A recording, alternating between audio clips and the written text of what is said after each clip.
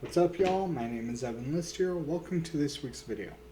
Now, before I begin talking about this week's topic of cars and caring for them, I do want to inform you guys that I do have a bit of a changed setup to my computer right here. So, right here is my main screen, which is currently where I'm looking. Looks like it got a little hazy. Let me fix that real quick. There we go.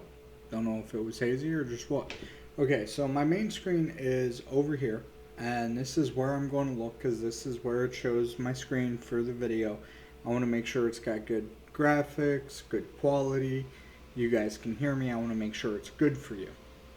Right here is my smaller screen, and right above it, right here, is my camera.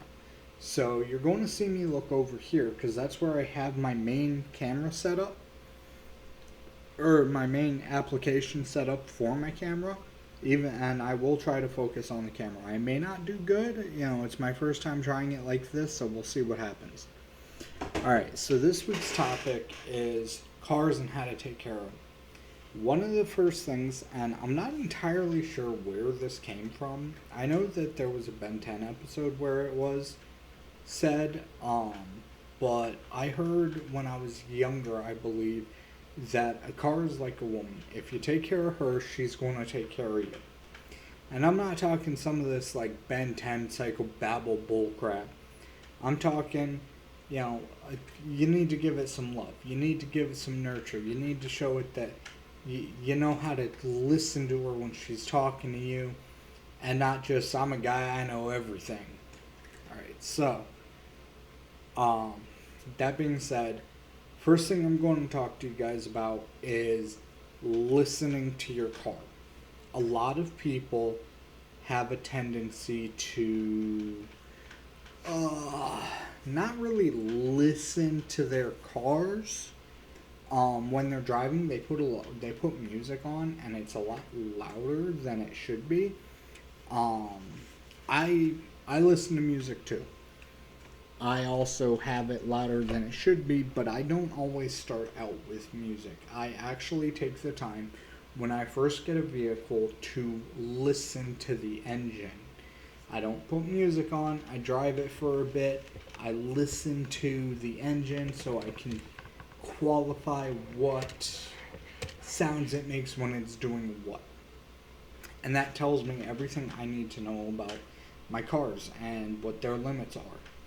It really does come in handy because then if there is something going on, you can hear a problem before it becomes a serious problem and gives you a pain in the butt.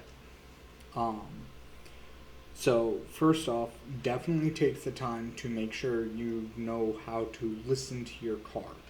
Like if your brake pads are worn out, there will be the sound of metal grinding against metal and screeching.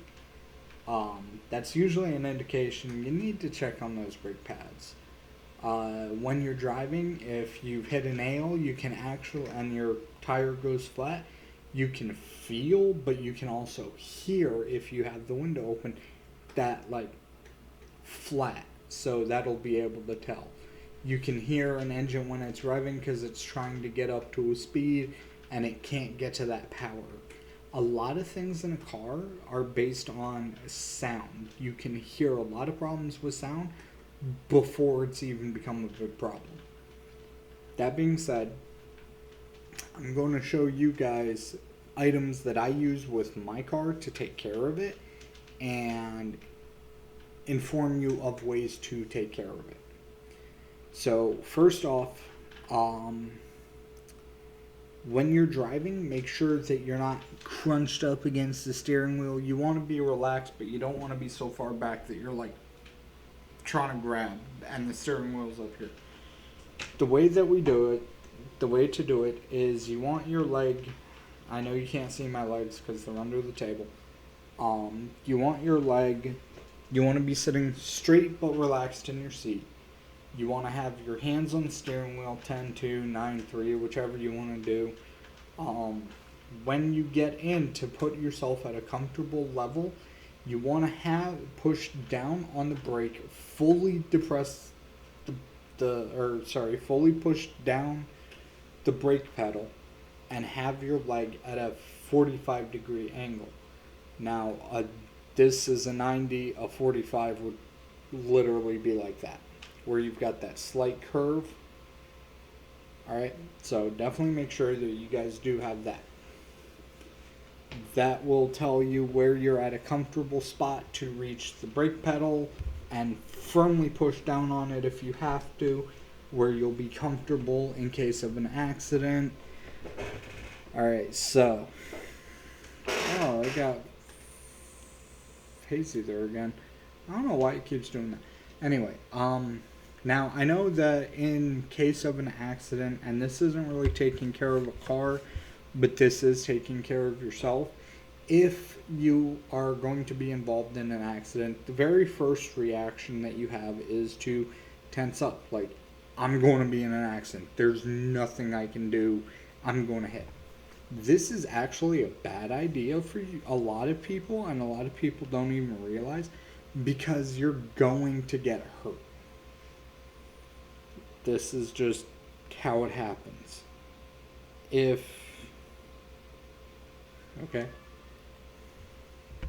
Sorry, that was one of my cats.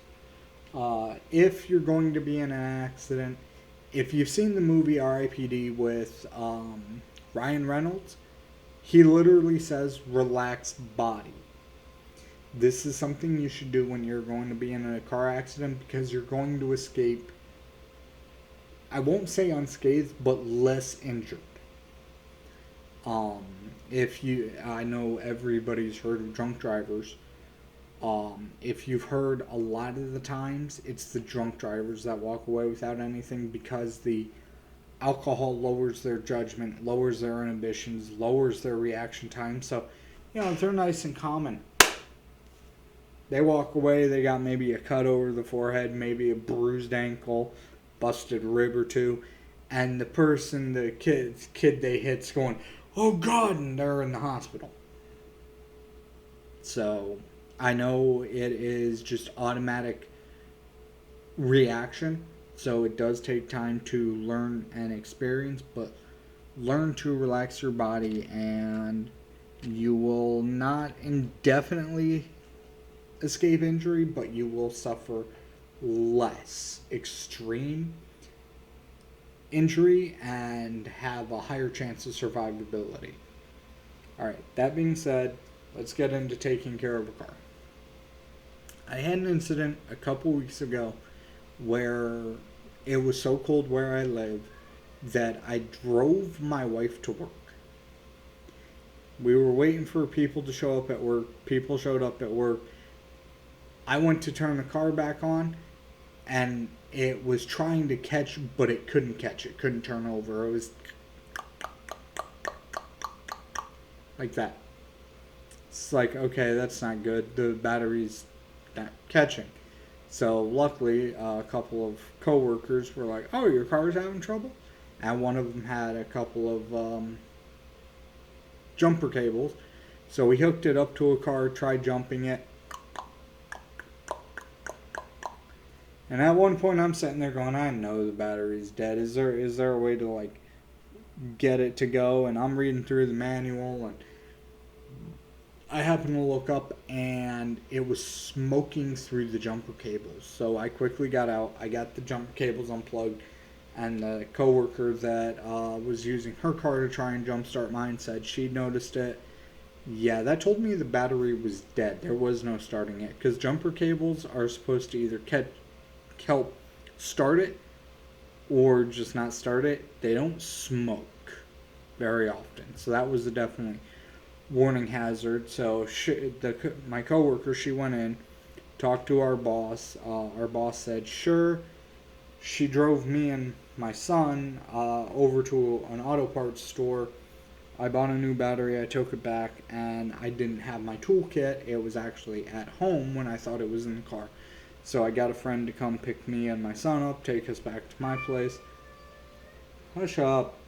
Sorry, one of my cats is meowing. To get my mechanic kit, and then took us back to my car, where I then proceeded to work on it for the better part of an hour, getting the old battery out and the new battery in. I am relieved to say that there it goes going foggy again. I don't get why. There we go. I am relieved to say that the new battery has worked well and my car is running like a beauty. Anyway, why does it keep going fuzzy? There. Stop going fuzzy. Stay there. Okay. Anyway.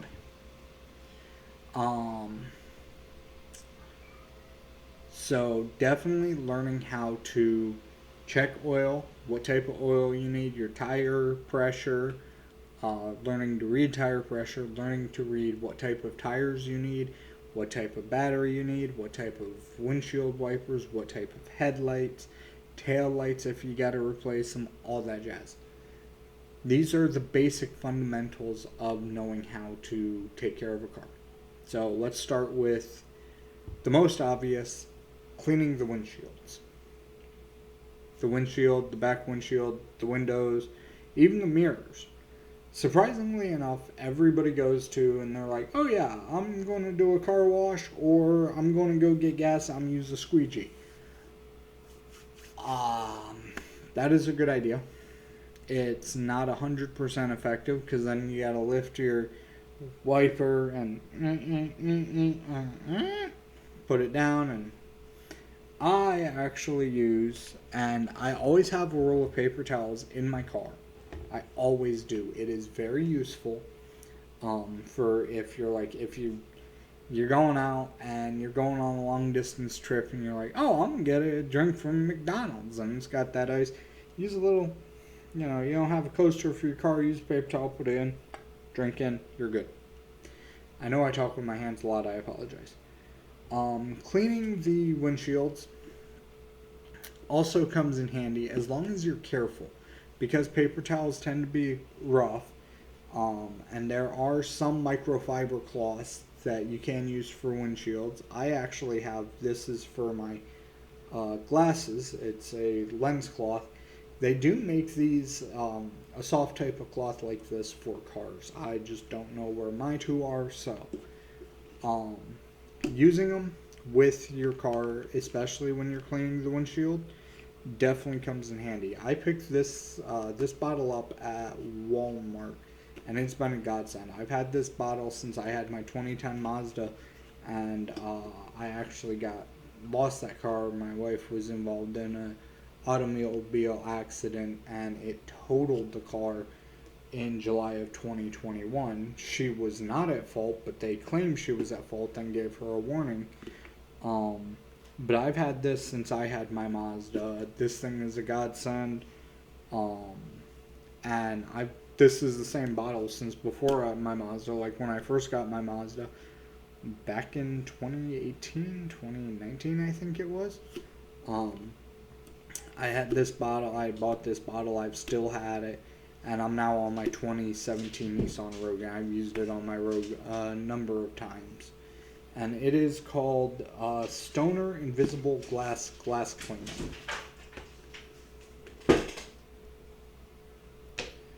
Give me one sec, guys. Pain in the ass cats, I apologize. Alright, Stoner Invisible Glass Cleaner. It works with, I don't know what they're playing with. Give me one sec. Okay, I apologize about that. Cat's disrupting me. I don't like that. Stoner Invisible Glass Cleaner. I know I've said it. It's used for superior cleaning power, oily dirt, pet slobber, grease, fingerprints, smudges, smoke haze, sap, bugs, permanent marker, and grime from glass in your home, office, or vehicle. Streak-free results. It really does do streak-free. It is very, very effective. Like I said, I've had this since I had my Mazda, and I'm now on my Rogue, and truth be told, I'm still in the same bottle, and you can kind of hear how much is left in it. I use a couple squirts on the windshield, maybe about, I would say 4 or 5 per the windshield, 2 per each window, and 4 for the back windshield, rear windshield, and I still got plenty left. And like I said, I use it with paper towels. I clean the inside, I clean the outside, and my car windows look like they're brand new. It's insane how good it is. So definitely buy that at Walmart. I also use it on the side mirrors and the rear view mirror, the backup camera. You know, I use it on everything that has some sort of a mirror or a looking glass, and it works wonders. It's almost as good as Windex, but Windex is more for your home than for a car. So, Stoner Invisible Glass Cleaner. I've even shown you the bottle, but I'll hold it up again. What is that? I have no idea what that was. I do apologize, guys.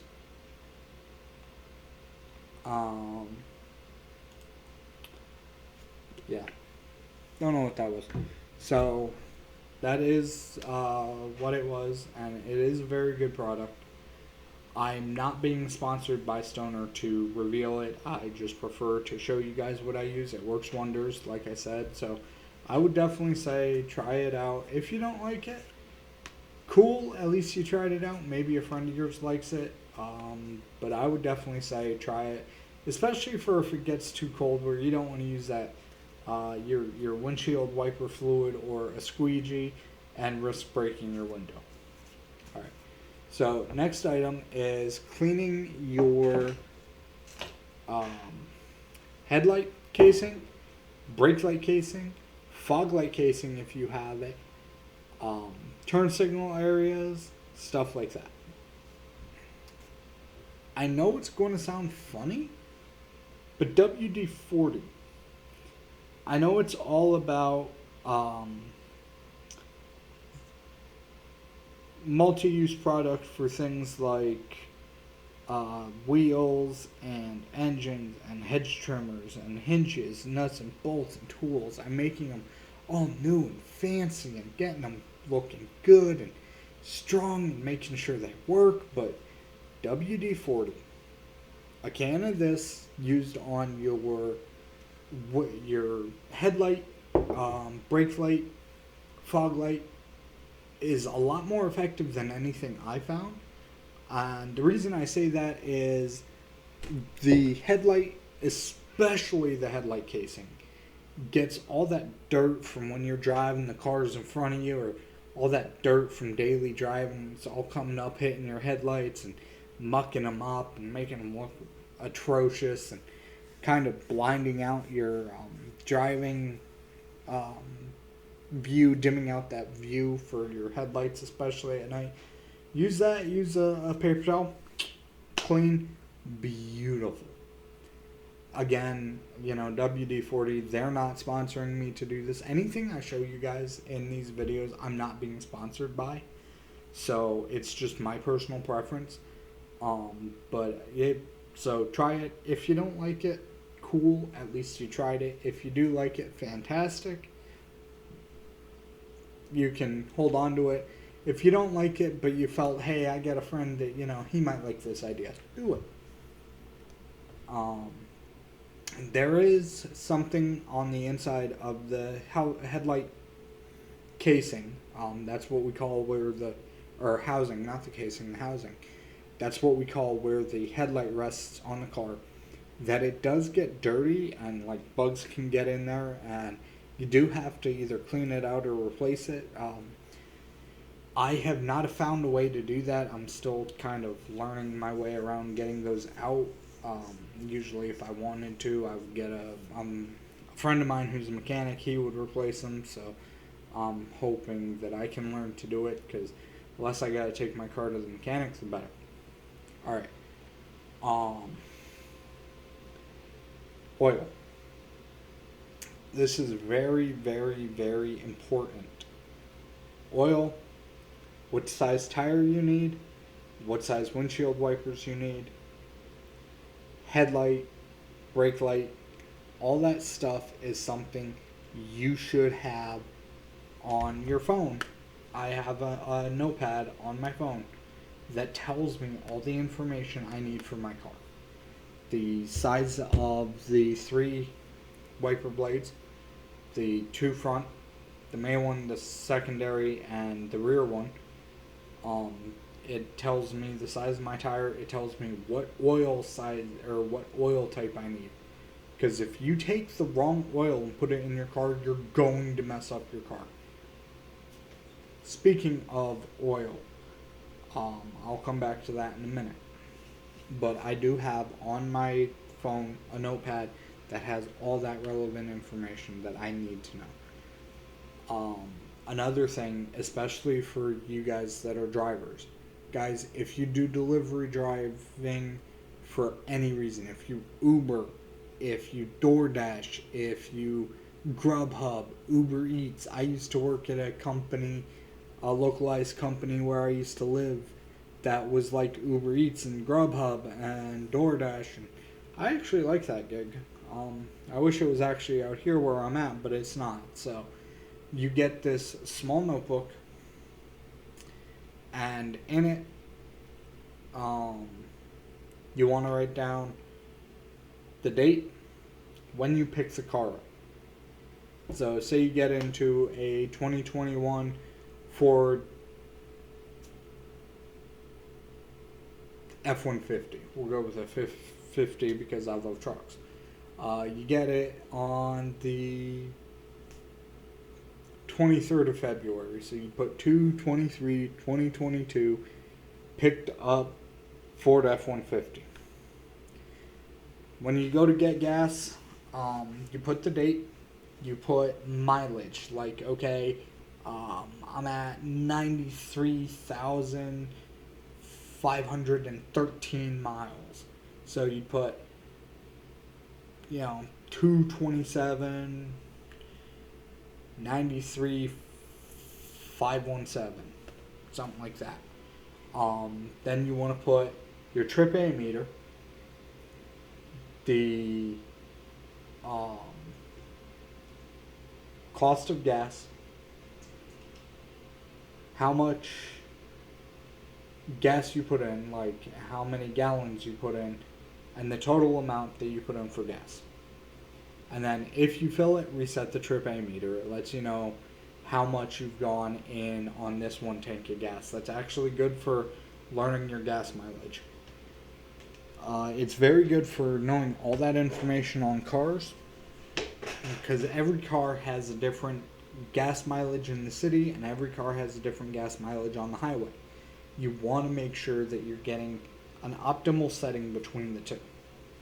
So, and if you turn like, okay, you got that at Ford F-150, August 9th, you hit 100,000 miles. You'd put 08/09 turned 100,000, and then next time you go to get gas, well, okay, now you're at this.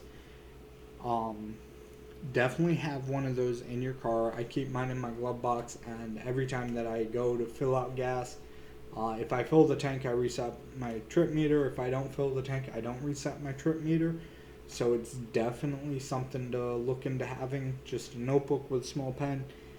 Very good, especially for those of you that have picked up doing delivery driving as a secondary job or even as a primary job, because you can claim gas mileage for your job on your taxes, and if you have an accurate, you can actually get money back. So definitely make sure that you have it. And even if you're not a delivery driver or something like that, but you still want to do something like that, by all means, guys, do it. It actually helps out. It's a trick my family taught me, and I'm very grateful for it because I'm still using it to this day. Knowing what type of gas you're getting is very important. 99% of passenger vehicles are just standard 87. 87 octane, I mean. So definitely make sure that if you're not an 87 octane, you do put in the appropriate gas, because gas going through the engine that is not the right gas can still destroy the engine. So definitely make sure you are well aware of that. You should definitely find that out from dealers. Most everyone will tell you passenger vehicles, it is just 87 octane. So definitely make sure you do know. Like I think it's 89 octane is just a higher premium of the 87 octane. I don't really see the difference, so I just use the 87 octane because it's 10-20 cents cheaper than using that high end octane stuff. I don't really know the difference. I haven't seen any in the performance of the car. When you're getting gas, a lot of people don't realize that cars, sorry, not cars, gas companies, when you put in the nozzle, you click it, you start filling it, you flip that switch, you're actually putting in, I don't remember the exact ratio, I think it's 66 to 33. 66% of what you put in is gas, 33% is air. So then you've got gas in there, but you've got air in there, which doesn't fill your tank up. It's going to cost you more in that short time because you're paying, okay, well, I'm doing this, it's filling me up more, but in the long run, it's actually cheaper. So when you guys get done, you're filling up, you hear clunk, and it stopped because now the gauge warning on the nozzle or in the tank says, hey, I'm full. That's actually not the truth. You just pull that nozzle, let it hang out for a minute. Don't pull it out, put it back in. Just pull it out, hold on to it for a minute. Yeah, it's cold, I get it. You don't want to do it. Do it, it actually works. When you pull that nozzle out, all that air that was in when you were pouring in the gas, it's going to come up to the top. And then you give it about a minute, you can put the nozzle back in, you can fill it up some more. And I know guys are going to be like, it's going to ruin the engine. No, it's not. By filling up your gas tank, you're actually doing yourself a favor because you were filling your gas tank and it's registering that it is full. That means there's more gas. That means that there is less air. That means you get more mileage per gallon. So you will definitely be able to, when you get in the car, you'll notice that you've got your little speedometer and your gas thing says, oh, I'm full. You're full, and if you'd filled up to the point where the gas, okay, you filled it, it was 33.79. I could get it to go to 40.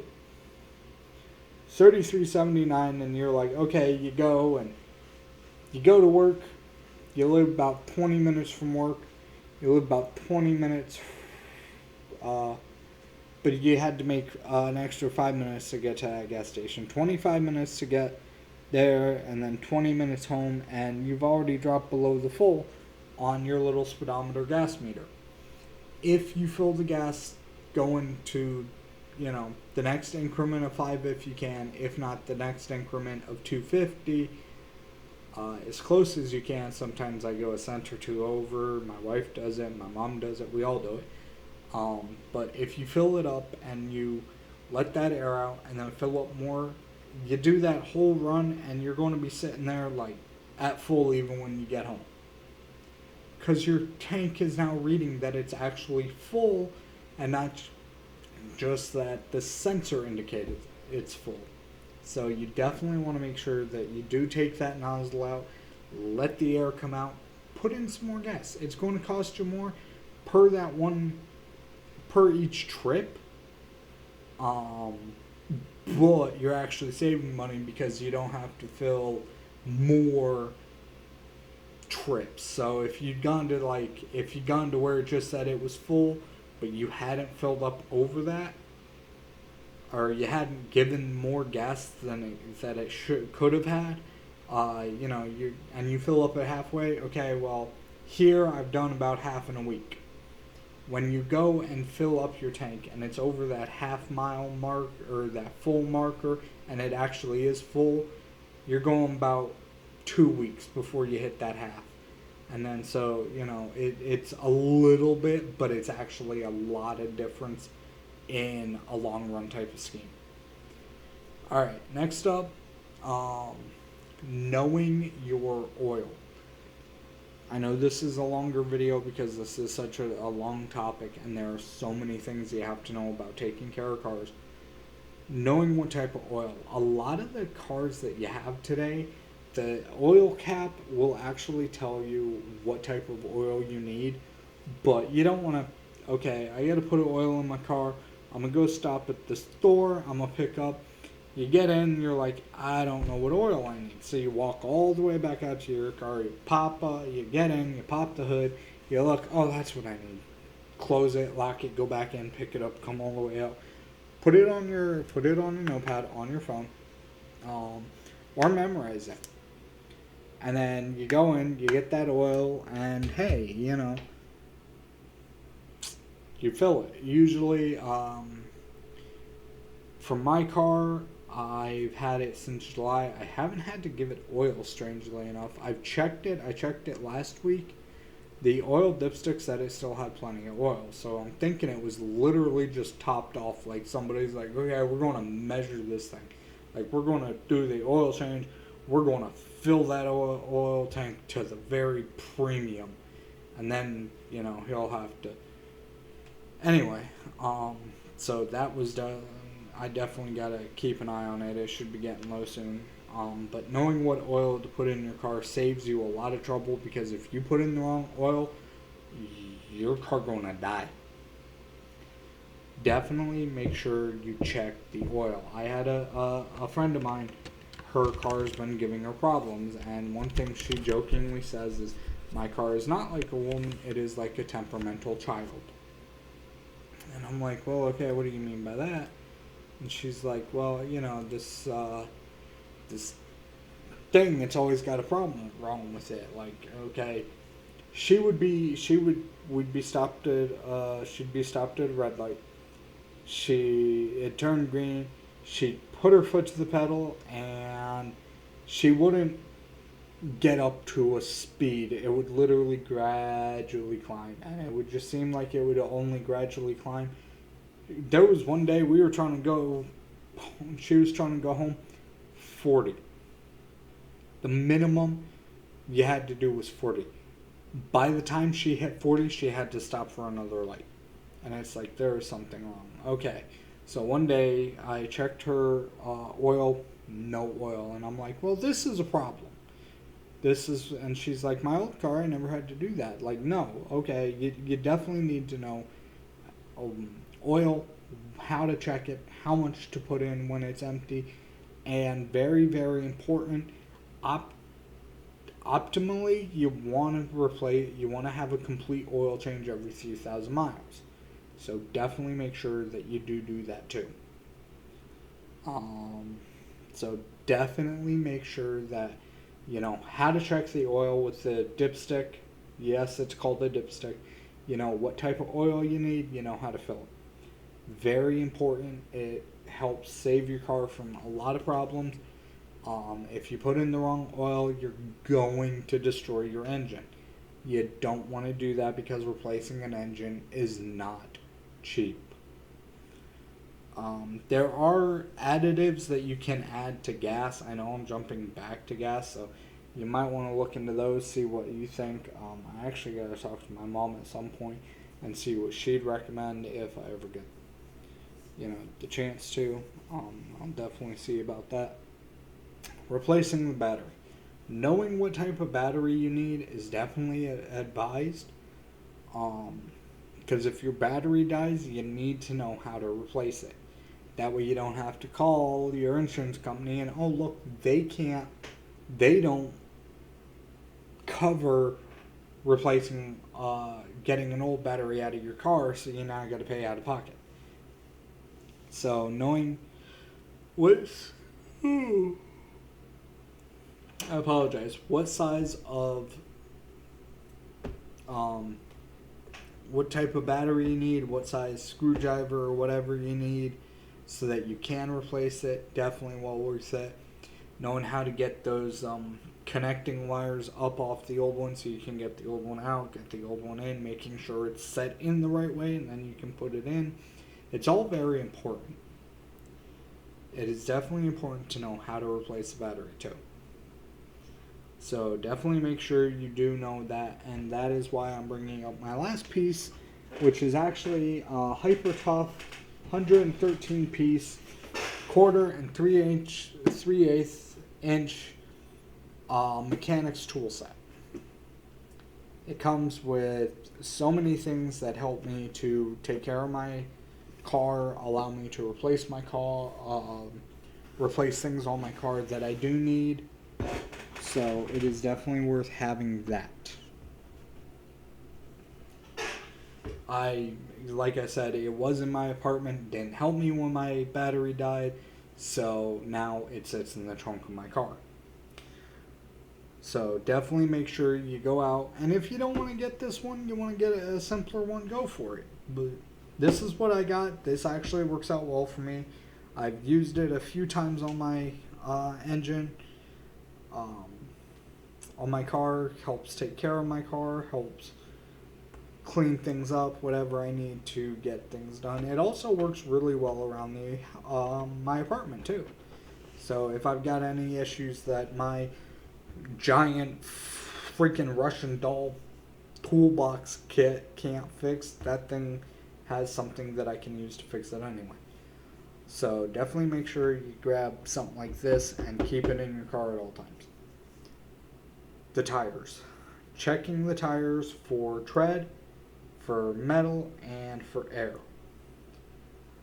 It's actually not that hard. You can see by glance if there's any metal that's exposed because it's silver. Tread, you run your hand over, you feel those little like rubber pine cone. I call them pine cone. They're not really a pine. It's not really a pine cone. Just that little rubber twig piece. I don't know what you want to call it. That is your tread. When you have that, that is actually what you want to make sure you have because that helps gain traction, especially on wet and snowy roads. So definitely make sure you got tread. I do apologize. Next up, checking air pressure.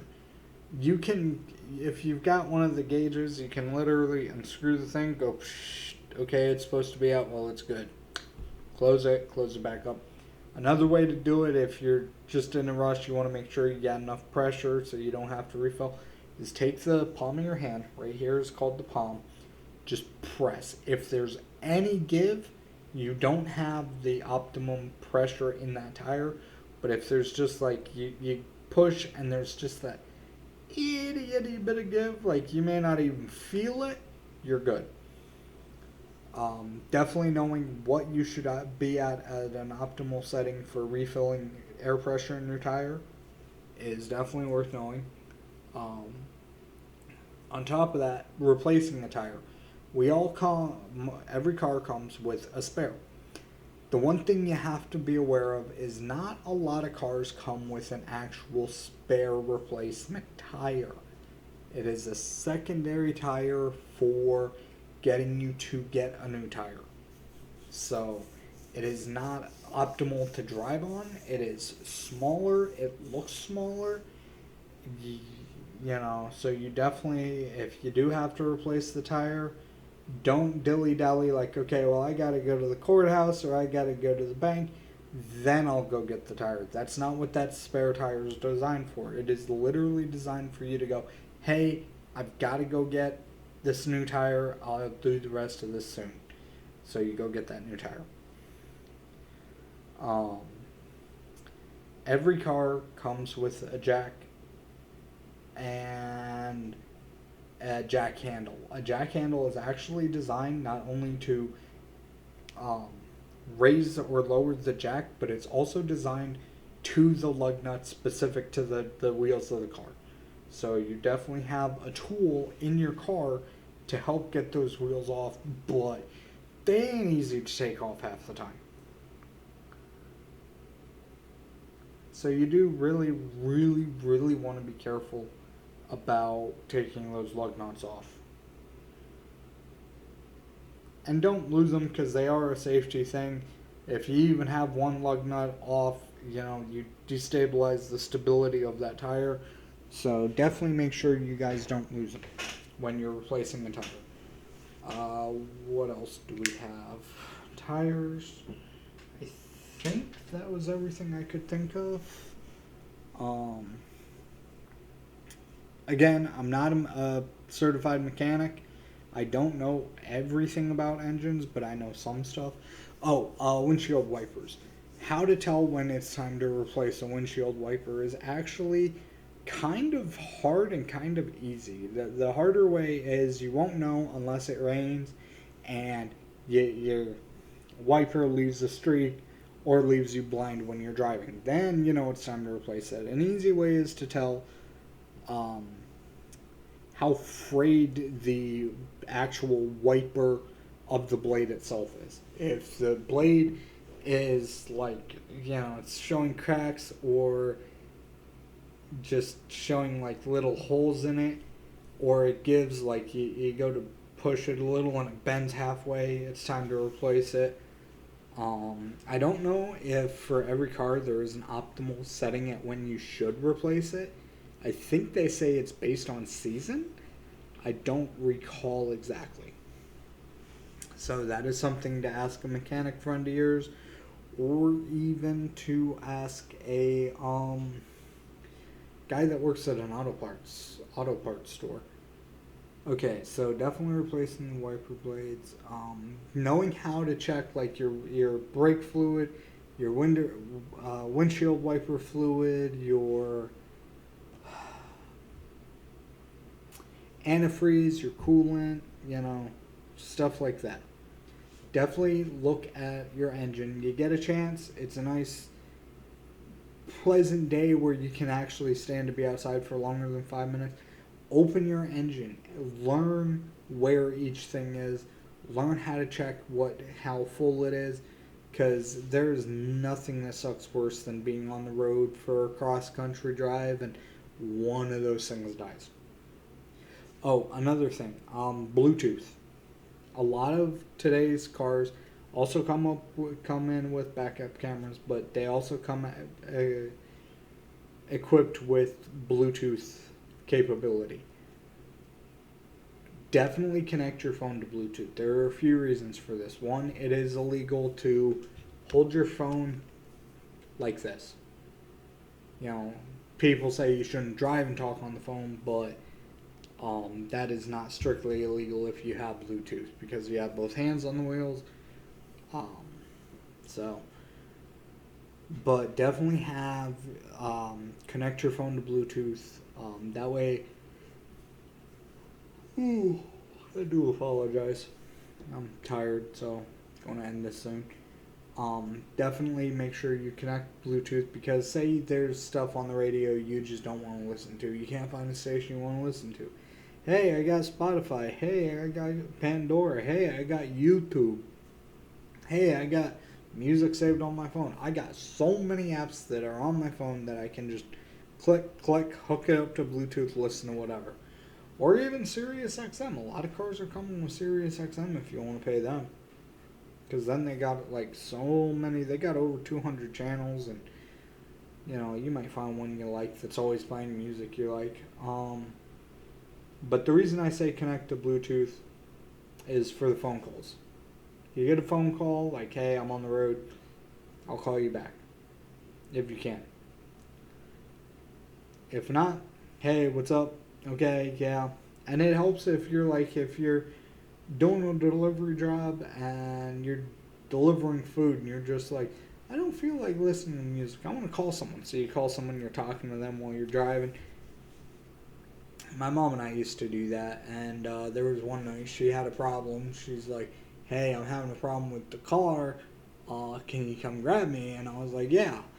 So I got done with my delivery, clocked off, went and grabbed her, headed home. Anyway, the other very, very important reason, because then you can dial 911.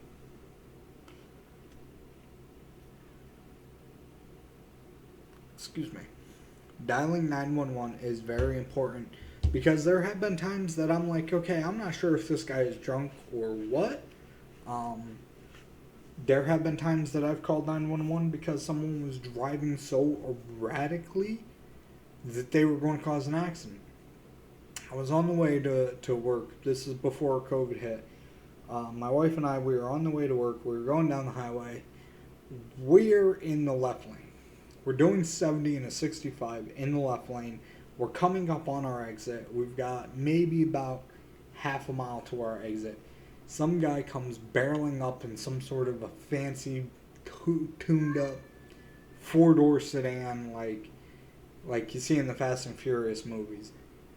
Came flying by. I'd say doing 80, 85 miles an hour in a 65 zone, weaving in and out of traffic. Almost hit somebody because there was no space to get through, and still got through. And it's like, okay. So I told my wife, I was like, hey, here's my phone, dial 911. And I told the operator, I was like, yeah, I'm on this road, I'm heading this way. There's someone weaving in and out of traffic erratically. When I got off at the exit, I happened to notice that he wasn't in my line of sight, and I glanced over and he's all the way up, still just barely in my line of sight on that other road. And I was like, okay, so he's still on this road. We just turned off here. And they're like, thank you for the information. You will be saving a life if you have 911 on your phone. And even if you guys, I know it's tough in this economy, even if you guys don't have cell phone service because your service got shut off, 911 is an emergency number. All cell phone companies have to allow you to call 911 in case of an emergency. That is the only time that you have no service. You can make an actual phone call. So definitely make sure you guys do know how to call 911, even if you have no service and you are connected to Bluetooth, so you can speak to them without getting yourself pulled over because you were doing something you shouldn't be.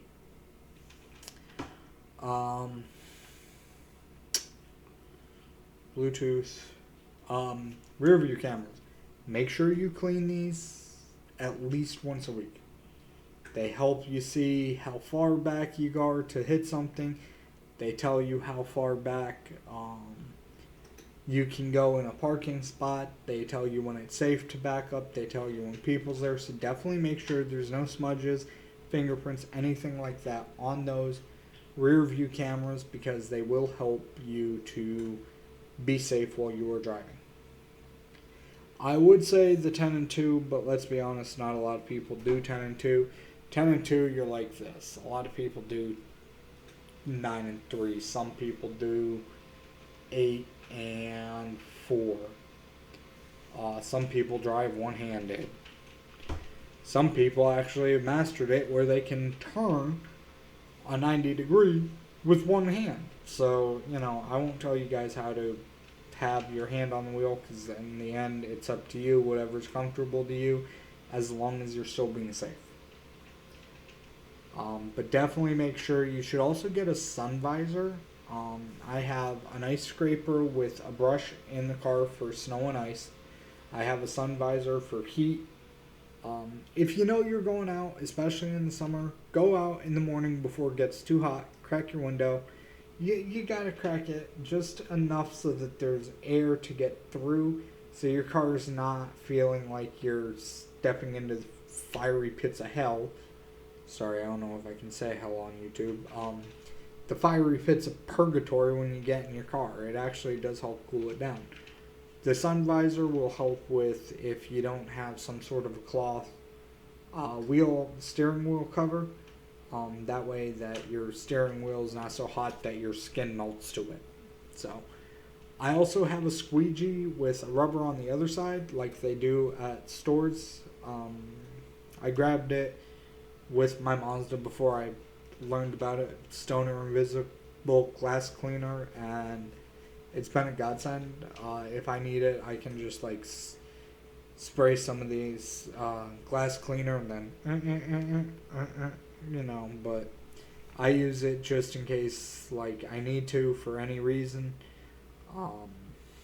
Like I said, I have an ice scraper. It's a long handled brush.